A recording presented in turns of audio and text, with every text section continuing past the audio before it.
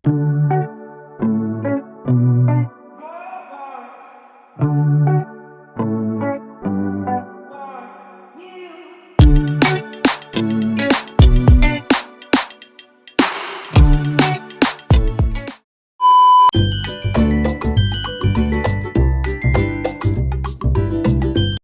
আমি Tania and big welcome to my channel. আশা করি তোমরা সবাই খুব ভালো আছো, আমিও খুব ভালো আছি।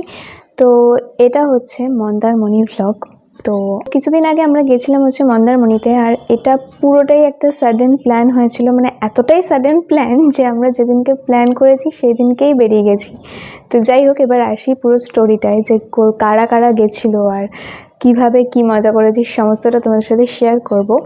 তো চলো ফার্স্টের থেকে শুরু করা যাক। এটা বেসিক্যালি একটা গল্প হিসাবেই তোমাদের সাথে বলছি, কারণ আমি মানে এতটাই সাডেন প্ল্যান হয়েছে বলছি না, তো আমার ব্লগ করার মেন্টালিটিটাও ছিল না সেরকমভাবে। কিছু কিছু ভিডিও ক্লিপ নেওয়া আছে, তো সেইগুলো ওপর বেস করে এই পুরো ব্লগটা। তো যাই হোক, চলো এবার শুরু করি। তো আমাদের বাস ছিল দুর্গাপুর সিটি সেন্টার থেকে রাত 9টায়, আর আমরা বুক করেছিলাম ইশিকা ট্রেডার্স। বাসের বুকিং নাম্বার আমি ডেসক্রিপশানে দিয়ে রাখবো, তোমরা ওখান থেকে চেক করে নিও। তো প্রায় 1 থেকে 1.5 ঘন্টা পর আমাদের বাসটা একটা জায়গাতে থেমেছিল, আর আমরা সেখান থেকে ডিনারটা সেরে নিয়েছিলাম। আমি বেসিক্যালি বাড়ি থেকে করে এসেছিলাম ডিনার, আর বাকিরা ওখান থেকেই করে নিয়েছিল। তো যাই হোক, তারপরে বাকি রাস্তাটা তো আমি ঘুমাতেই কাটিয়ে দিয়েছিলাম। আর প্রায় 7 থেকে 8 ঘন্টা, তারও বেশি 9 ঘন্টা মোটামুটি জার্নির পর আমরা ভোর 4:30 থেকে 5টার মধ্যে আমরা পৌঁছে গেছিলাম হচ্ছে আমাদের হোটেলের। তো তার কিছুক্ষণ পর চেক ইনটা করে নিয়েছিলাম, আর আমরা নিয়েছিলাম হচ্ছে হোটেল প্যারাডাইস। এই হোটেলটা রুমটা কিছুটা এরকম ছিল, তোমাদের সাথে শেয়ার করে দিলাম। আর হোটেলের মধ্যে যে সুইমিং পুল এরিয়াটা ছিল সেটা কিছুটা এরকম ছিল। তো এরপরে আমরা গেছিলাম হচ্ছে ব্রেকফাস্ট করে একদম সোজা বিচে। তো চলো ওখানে গিয়ে তারপরে কি মজা করেছিলাম সেটা তোমাদের সাথে শেয়ার করছি। এখন আছি হচ্ছে মন্দারমণিতে।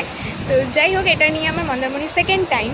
তো খুব ভালো লাগছে, কারণ তখন এসেছিলাম আমার পুরো কাজিনসদের সাথে, পুরো ফ্যামিলি টিম, আর এখন এসেছি পুরো অফিস টিমের সাথে। তো পুরো একটা আলাদাই এক্সপিরিয়েন্স। আর এটা হচ্ছে না একদিনের একটা ট্রিপ, একদম সাডেন প্ল্যান হয়েছিল, কিচ্ছু প্ল্যান করিনি, তো কিচ্ছু শপিং না, কিচ্ছু না, জাস্ট নর্মালি আমরা অফিসে বসে যেদিনকে ঠিক করেছি সেদিনকেই জাস্ট বেরিয়ে গেছি। তো এরকম একটা প্ল্যান। তো যাই হোক, হোপফুলি ভালো লাগবে। তো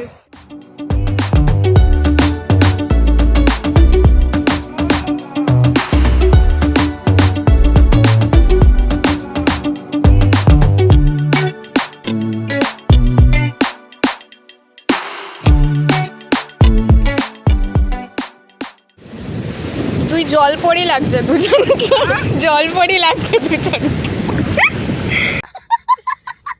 আমরা সমুদ্র থেকে একটা বড় বড় মাছ পেয়েছি, একটা চিংড়ি, একটা পুঁটি, যেটা খেয়ে আমার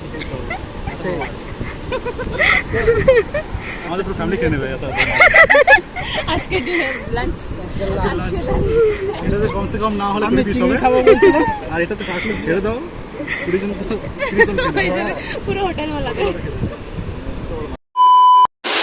তো আমরা এখন আছি হচ্ছে পুলে, আর এরা দেখো আগে থেকে উঠে বসে গেছে, আর ওই হ্যান্ডে এখন নামছে অনেক ভয়ে ভয়ে। আর এই যে আর একটা ব্লগার, এই যে আন্টি এখন নেমে গেছে অলরেডি, অনেক ভয় পায়। ওখানে কাকু আছে, আর আমি আর তামান্না দিয়ে এখানে বসে বসে ভাই নিচ্ছি। আমরা এখানে বসে বসে ভাই নিচ্ছি।